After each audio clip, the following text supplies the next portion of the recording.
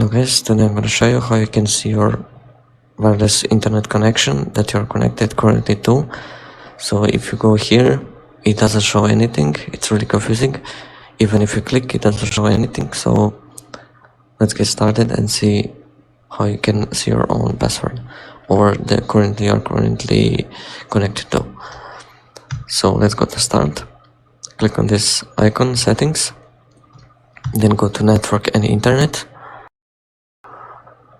Then go to change adapter options,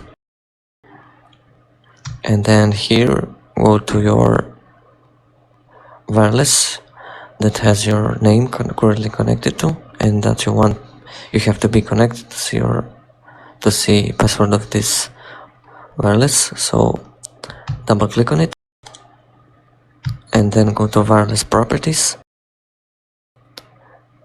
and go to security. And then when you click this show characters, it will show up the password right here. So, and that's pretty much it. Hopefully you liked the video and I helped you somehow. Thank you for watching. Subscribe for more videos and see you in the next video. Ask me any questions if you have. Bye.